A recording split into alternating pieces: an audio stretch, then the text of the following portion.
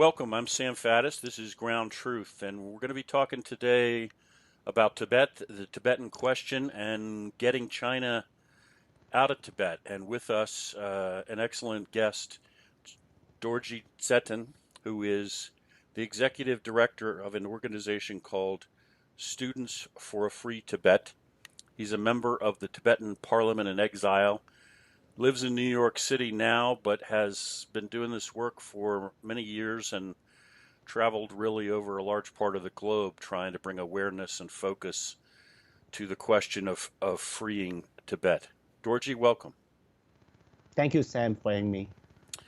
So you and I talking in advance of the program, which is my typical practice with guests, have talked about the fact that this is likely to be the first in an ongoing series of podcasts that we're going to do focused on Tibet, but taking a look at the issue, the problem, if that's the right word, from a lot of different angles and potentially with a number of different guests.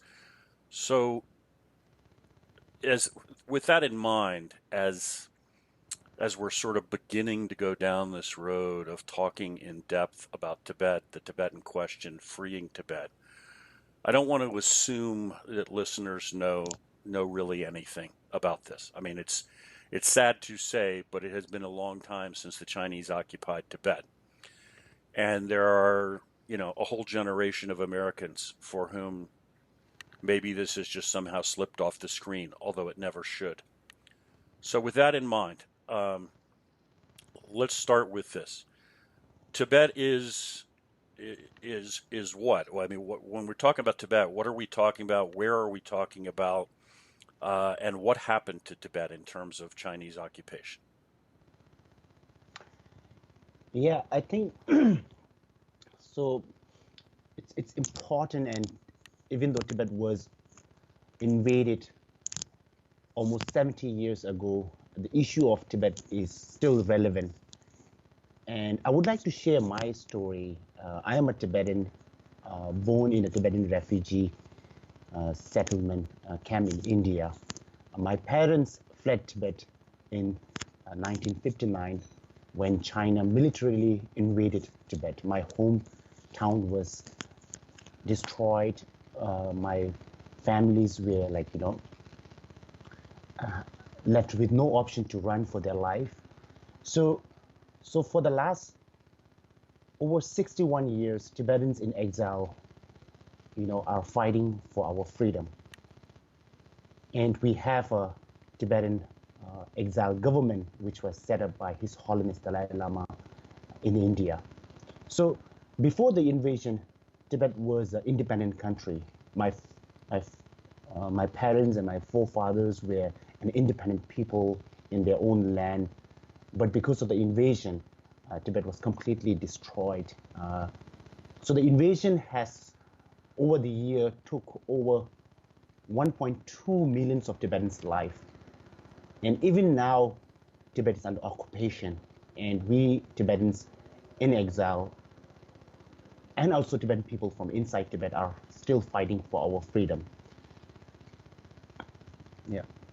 So, for most Americans, I mean, we're doing this podcast at sort of the height of the pandemic that's sweeping the planet, and by this point, most Americans who maybe haven't been thinking much about China recently, I think, are probably beginning to realize that the Chinese Communist Party just lies as a course of business. I mean, that's standard operating procedure for them, is just to lie, create a false reality. One of the false realities they created, I mean, I get your comment on this, I submit, is they marched into this independent country of Tibet, as you said, many decades ago now, in the aftermath of the Second World War. And they presented that and continue to present that as having done the Tibetan people a favor. I mean, that's really, to me, how monstrous this lie is. I mean, they don't say they invaded Tibet. They say either that Tibet was always part of China, or they came there out of friendship, or any number of other things, all tangled together.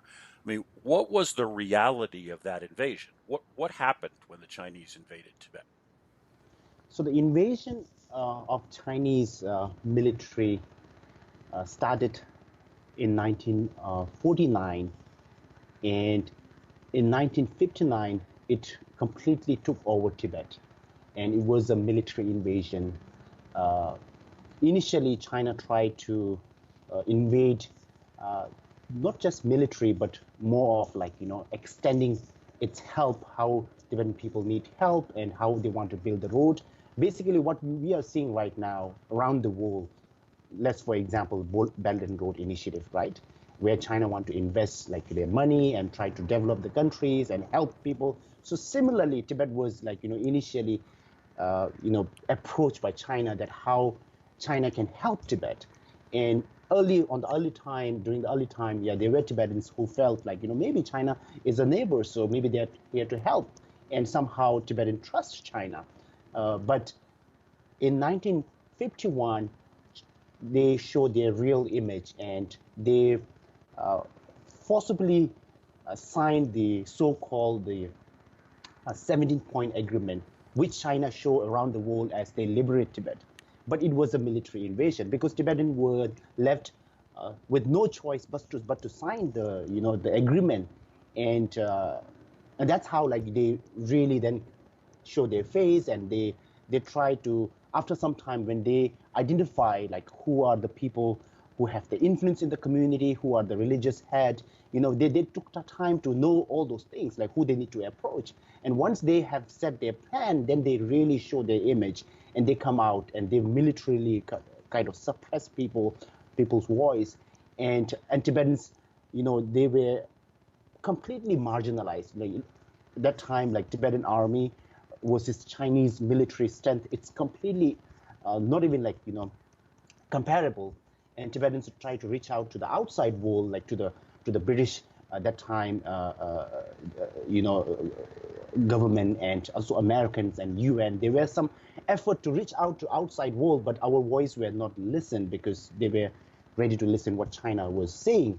And that's how, like, in 1959, when it come down to when Tibetan felt that it come down to the safety of His Holiness Dalai Lama, who was then the head of the state and a symbol of Tibet, then Tibetan people rose up.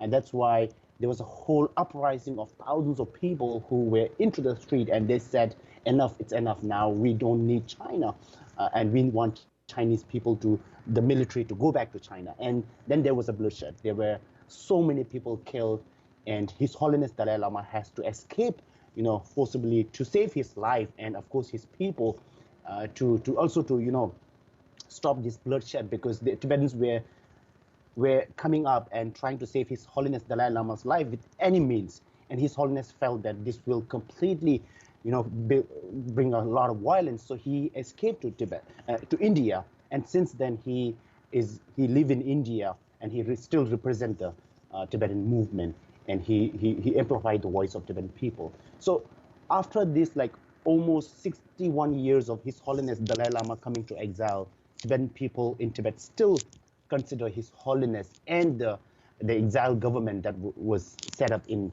Dharamsala soon after His Holiness came to exile as the legitimate voice of Tibetan people. And on the way, when His Holiness escaped, he nullified the so-called 17-point agreement, under which China called it as a liberation. So it is completely not true. If Tibet is liberated, it's just a common sense. Why they have to put so much military? Why there is no freedom of press? Why people cannot freely go? Why you and me cannot go inside Tibet? If it's liberated. And if it is liberated, why Tibetans are still calling for freedom? Why there are over 150 Tibetans have self-immolated as a sign to protest Chinese rule? So it is completely lie, and we have been trying to tell the world, but unfortunately, the international community and world has not been listening. They were lured by the Chinese, like uh, the economic kind of like proposal they have been putting up, and the money that China is investing. And that's why I think Tibetans are in the best place to warn the international community, because we can tell our story. What happened to us? How Tibetans have been like trapped into this Chinese whole invasion through the economy invasion, you can say initially, and then like the military invasion. Yeah, I mean, there's so many interesting points that you're hitting me. One of the things that I I agree with you wholeheartedly, and I think at this point the American people are slowly beginning to wake up to this, that we've been sold for a lot of reasons. I would say mostly economic. This idea that somehow communist China is not, well, it's not what it is. That it's kinder, softer, gentler. That it's okay to do business with these people. And I should add, by the way, as I typically do, I'm not talking about 1.4 billion Chinese people. What I'm talking about is the Chinese Communist Party and this regime. And so in the interest of cheap television sets and so forth, we sort of look the other way, and we've done that on Tibet. I mean, the Soviet Union occupied all of Eastern Europe in a similar fashion after the Second World War, and we never lost focus for all of that time until the wall came down on the fact that Poland and then Czechoslovakia and Hungary needed to be liberated from Soviet control. We have, as a people, I'm talking now about the American people, lost that focus on Tibet, for example, which was brutally occupied and remains occupied in exactly the same way. You mentioned briefly the Tibetan people reaching out to other countries for help when the Chinese really began to occupy the country.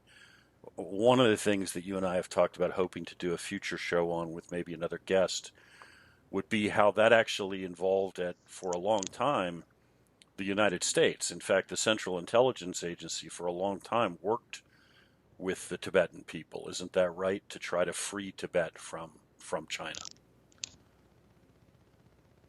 Yeah, as I said, like any other invasion, when Tibet was invaded, Tibetan people also rose up for their freedom. Sure. And in early, like in 1949, when initially started, and gradually people start realizing in 1957, 8, 56, yeah, there were like different pocket of resistance in the eastern Tibet by Khampa warriors and and some of the area of Amdo. So Tibet is basically make up of big three provinces, you can say, it's Ulsan, Amdo, and Kham. These three big provinces will make up a whole Tibet, what we call by Tibetans Tibet. But China right now, after the invasion, they created different like autonomous regions. So when you hear like China calling Tibet or Tibetan autonomous region, it's only the less than the half size of whole Tibet. So there were pockets of resistance from the eastern Tibet, which have more experience in dealing with China throughout the history, like not just like communists, but like with Kuomintang, even before that. So there were resistance in that area, and then Tibetans start fleeing from that eastern Tibet to the central Tibet. So, as I said, like there was this agreement, the so-called the 17-point agreement, which China called Tibet as a liberation, like kind of stamp, which Tibetans have has been like forced to sign. There was some attempt by the Tibetan government at that time to still negotiate with China and try to find a peace or resolution, but that was not happening. So when Tibetans start realizing that now His Holiness Dalai Lama life is in stake, and then it is not just like people assuming, because there were many incidents in the eastern Tibet where high lamas were kidnapped and killed because they tried to destroy the community and the hope. And based on that experience, and then there was some information that now His Holiness Dalai Lama is under threat. So around that time in 1958, there were a group of people who voluntarily started armed resistance. They started an underground network in Tibet, and then they formed the first Tibetan armed resistance. And it was a very difficult, challenging time, because Tibetan government and His Holiness have to because there's a whole Chinese military in Lhasa or in whole Tibet, and they have to talk to them. But at the same time, Tibetans were now restless. So they tried to, negotiate, but at the same time, there were Tibetan volunteer groups which started the armed resistance. So it is even before like United States coming to Tibet, there were already Tibetan resistance going on, and that time, like there has been like network and channel was started with the Americans, and that's how like Americans were involved in terms of supporting the underground like resistance, and there were like group of people has been like taken to from like Tibet, then they came to India, and through that they came to United States. In Colorado came hell. So it's all like in the information. If anyone tried to look information, there were trainings for the Tibetans so that Tibetans can go back and train their fellow Tibetans and fight for their country. And that kind of cooperation, support lasts long from like 1950, late 50, 1958 to early 1972, when unfortunately the American policy shift, and American policy was more like open door to China, and that's how like you can now it's all like history, right? We know like how China, American tried to like open up with China and what it has led us now. So all this year, and then even though like His Holiness Dalai Lama from very beginning has always support the non-violence and like try to reach out to the to the government and try to resolve this issue through the dialogue. But it is not that Tibetans have not fought for their freedom. Even it cost their life, and so many Tibetans were killed. And to be honest, there were many Tibetans who were part of the resistance army. And unfortunately, when the support was like withdrawn, and when they see that they cannot sustain, they couldn't able to give up their weapons, and there were many people who suicide. And I have seen many interviews where people also said like Americans had let down us. They have just used us on that like small time or short time where they were like try to engage with China, but when they found that opportunity, they just left us. So I think that feeling of like kind of what do you call it, a sadness, and is still there in the community. But at the same time, both Tibet inside and outside have always seen American as a great ally, where we can work together for our freedom. And that's why Tibetans, the inside Tibet continuously try to like monitor and continually try to send their voices outside, so that we can also tell American people and American government and also like international community how we cannot give up freedom for Tibet, how we cannot give up people who are still continuously fighting for their freedom against China's occupation. Yeah, well, I certainly appreciate the sentiment you hit. I think it's exactly right with this.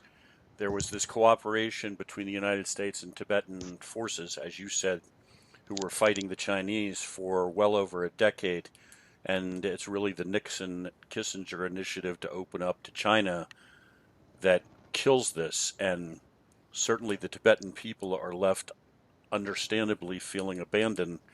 I can tell you, given my background, that on the U.S. side, many of the guys who were involved on the U.S. side helping the Tibetans probably experienced exactly the same feeling, which is this is wrong. We're walking away from these people. We're abandoning them, and that's not okay. It's not right. And maybe now, looking back from this perspective of decades ago, we can see how wrong it was. Let's shift the focus for a minute again with the idea that in this segment we're kind of beginning an ongoing conversation about Tibet. What is the reality of life in Tibet today? We have an independent country, not historically part of China, no matter what the Communist Party says, occupied and now under Chinese control for decades. So for the average Tibetan, what's that mean? What is their life like?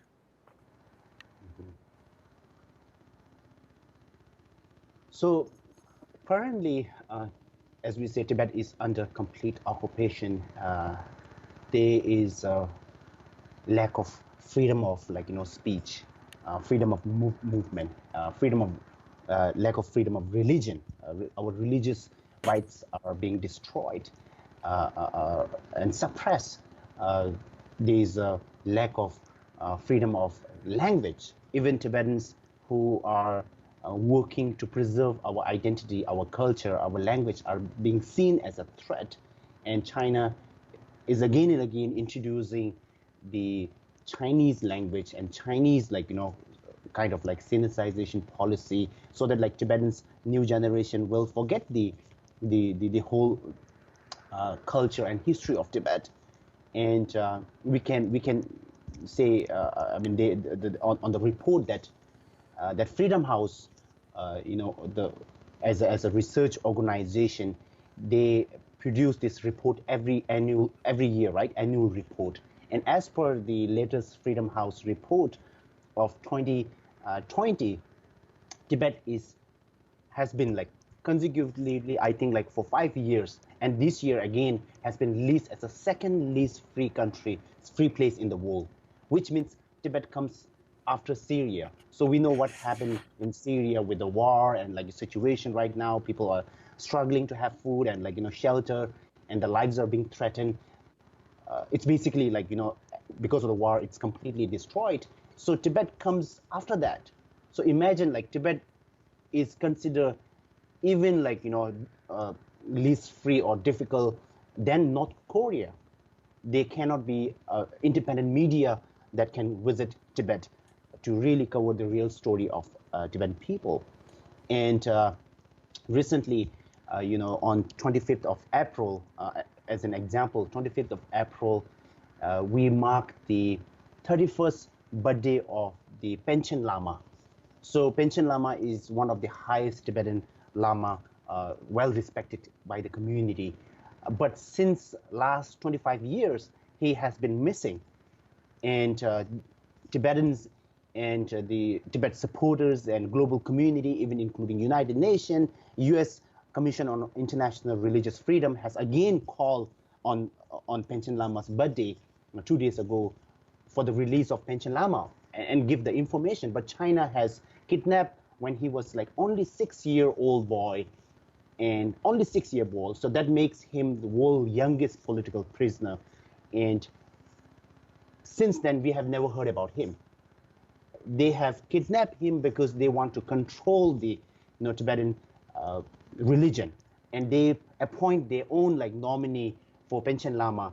And over the last 31 years since the real Panchen Lama, which was recognized by His Holiness Dalai Lama, which went missing, the current China appointed has never received any trust or faith or respect from the Tibetan people. So basically, what China said that any Tibetan head monk or lama, the reincarnation, which is a Tibetan tradition of like religion, has to be approved or appointed by communist regime. And communist regime, which doesn't actually believe in religion, which has actually destroyed over 6,000 monasteries, and even now they're destroying the Tibetan religion, now will appoint those Tibetan lamas. And they have been like aggressively saying that they will appoint us the 15th Dalai Lama if like His Holiness the current Dalai Lama pass away. So you can imagine like how Chinese government is controlling every segment of society, be it on the ground, physically controlling and try to get into the Tibetan religion and try to destroy the culture, and also like monitor and censor through the technology like the phones. And there were a lot of people who were arrested. Similarly, what happened in China, as we hear about the coronavirus situation, where people try to share the information inside Tibet. When they try to share information about what is happening, there were people arrested. In Chamdo, like 10 people were arrested, and they were said they were said spreading the rumors of coronavirus. So basically, right now it's complete under occupation, and you can imagine Tibet as one of the worst situation right now to live under such an occupation and the situation of repression. Yeah.